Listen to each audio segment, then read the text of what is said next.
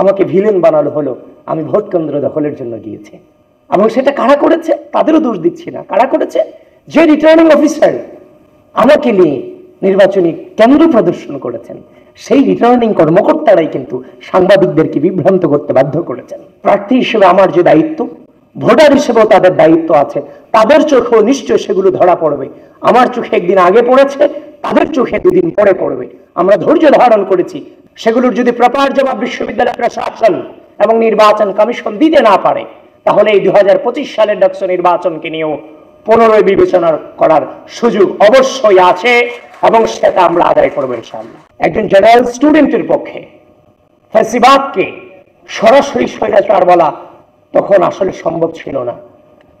General স্টুডেন্টের MA ছিল বলেই গণঅভ্যুত্থান সফল হয়েছিল।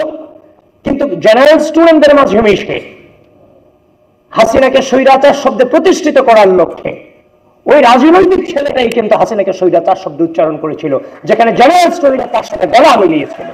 সুতরাং আমাদের কণ্ঠে আমরা হাসিনাকে স্বৈরাচার শব্দে প্রতিষ্ঠিত করেছি এবং গোটা জাতিকে শিখিয়েছি। সুতরাং বারবারই আমরা ক্ষমতার বাইরে ছিলাম এবং 5 আগস্ট পরবর্তী সময়ে এই গণঅভ্যুত্থানে দৃঢ় ভূমিকা রাখার পরে 6 আগস্ট থেকে মসজিদ, মন্দির, থানা, পাহাড়ের মধ্য দিয়ে আবারও কিন্তু আমরা রাজপথে ছিলাম। সুতরাং আমরা কিন্তু ক্ষমতার 7 বিন্দু পরিমাণ গ্রহণ করার চেষ্টাটুকু আমরা করিনি, এখনো ক্ষমতার বাইরেই আছি। ওয়ালটন এখন দেশের সীমানা পেরিয়ে পৌঁছে গিয়েছে 50টিরও বেশি দেশে। ওয়ালটন, ঘরে ঘরে, বিশ্বজুড়ে। আমরা যারা রাজনীতিতে বেড়ে উঠেছি, আমরা যারা এই জেনারেশনটা, এই রাষ্ট্রের প্রত্যেকটা ক্রুশাল মোমেন্টকে কিন্তু আমরা লিড করেছি। যখন এই ঢাকা বিশ্ববিদ্যালয়ের স্টুডেন্টরা গণরঙ্গেষ্টমে নির্যাতিত হয়েছে, নিপীড়িত হয়েছে, তাদের পক্ষে যখন কথা বলার কেউ ছিল না, তখন কিন্তু আমাদের কণ্ঠেই সেই প্রতিবাদী কণ্ঠস্বর আমরাই কিন্তু জারি রেখেছিলাম যে আমার ভাইদের উপরে কেন অত্যাচার হচ্ছে, নির্যাতন হচ্ছে, নিপীড়ন হচ্ছে। দেশব্যাপী আমরা, ক্যাম্পাসব্যাপী আমরা সেগুলোর প্রতিবাদ জানিয়েছিলাম।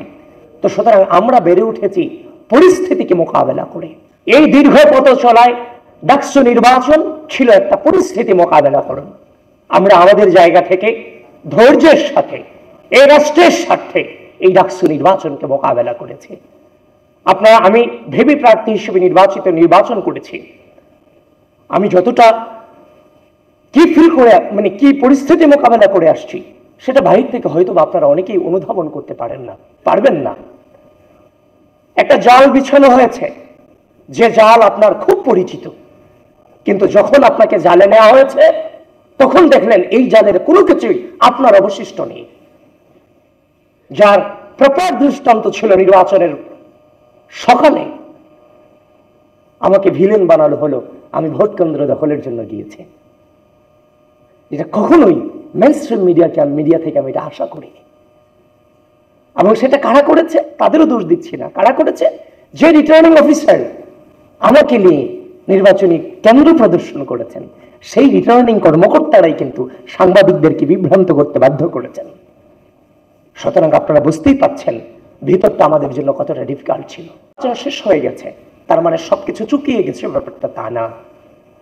আমরা যে অসঙ্গতি পেয়েছি, সে অসঙ্গতিগুলো আমরা পেয়েছি, সেগুলো নিয়ে আমরা কিন্তু বাংলাদেশের যে নির্বাচনী কালচার, নেগেটিভ রেজাল্ট আসার পরে বিক্ষোভ করা, অবরোধ করা, মিছিল করা, বিশেষ করে 2019 সালের ডাকসু নির্বাচন পরবর্তী সময় ভিসি অফিস অবরুদ্ধ করা, আমরা কিন্তু বিশাল স্যাক্রিফাইসের মধ্য দিয়ে পূর্বের রাজনৈতিক সংস্কৃতিতে ফিরে না গিয়ে আমরা ধৈর্য ধারণ করেছি। নতুন বাংলাদেশের নতুন ছাত্র রাজনৈতিক বছরে আমরা ভূমিকা রেখেছি।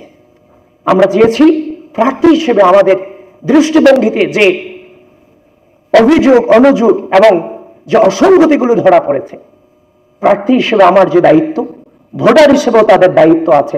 তাদের চোখেও নিশ্চয় সেগুলো ধরা পড়বে। আমার চোখে একদিন আগে পড়েছে, তাদের চোখে দুদিন পরে পড়বে। আমরা ধৈর্য ধারণ করেছি যে তাদের পক্ষ থেকে হয়তোবা কোশ্চেনগুলো উঠবে। ইতিমধ্যেই কোশ্চেন উঠেছে, আমরাও তাদের সাথে কণ্ঠ মেলাচ্ছি। খুব দ্রুতই এই নির্বাচন সংক্রান্ত বিষয়ে আমরা আমাদের অবস্থান ক্লিয়ার করব। 2019 সালে ডাকসু নির্বাচনকে নিয়ে এখনো পর্যন্ত কিন্তু কথা হচ্ছে। সুতরাং 2025 সালে ডাকসু নির্বাচন সবেমাত্র সংগঠিত হয়েছে। যদি কিন্তু ছাড়া সেখানে যদি কোনো প্রকারের যে অভিযোগগুলো এসেছে, সেগুলোর যদি প্রপার জবাব বিশ্ববিদ্যালয় প্রশাসন এবং নির্বাচন কমিশন দিতে না পারে, তাহলে এই 2025 সালের ডাকসু নির্বাচনকে নিয়েও পুনরায় বিবেচনা করার সুযোগ অবশ্যই আছে এবং সেটা আমরা আদায় করবো ইনশাআল্লাহ। সুতরাং পরাজিত বলতে কোনো ওয়ার্ড আমাদের কাছে নেই, কারণ সবকিছু চুকিয়ে যায়নি, অনেক কিছুই বাকি আছে। আর আমাদের জীবনে আলটিমেটলি জয় পরাজয় বলতে কোনো ডেস্টিনেশন নেই, আমরা পরিস্থিতি মোকাবেলা করার জন্য বড় হয়েছি। আমরা রাজপথে ছিলাম 5 আগস্ট পূর্ববর্তী সময়ে, সে সাধারণ শিক্ষার্থীদের সাথে আমরা মিশতে পারিনি ফ্যাসিস্ট হাসিনার কারণে, এবং 5 আগস্ট পরবর্তী সময়ে একটা অদৃশ্য শক্তি রাজনীতির বিরুদ্ধে রাজনীতি করে আমাদেরকে সাধারণ শিক্ষার্থীদের কাছ থেকে দূরে রাখার অপচেষ্টা চালিয়েছিল, সেটার জন্য পারেনি। কিন্তু এই ডাকসু নির্বাচনের মধ্য দিয়ে আপনারা দেখেছেন যে সাধারণ শিক্ষার্থীদের বেশি সবগুলো ক্যাম্পাসে কারা আধিপত্য বিস্তার করেছে। সুতরাং সবকিছু কাটিয়ে উঠেছি আমরা সামনে আমাদের যে ইশতেহার প্রদান করেছি, 10 দফার যে ইশতেহার প্রদান করেছি, সেটা নিয়ে আমাদের কার্যক্রম অব্যাহত থাকবে।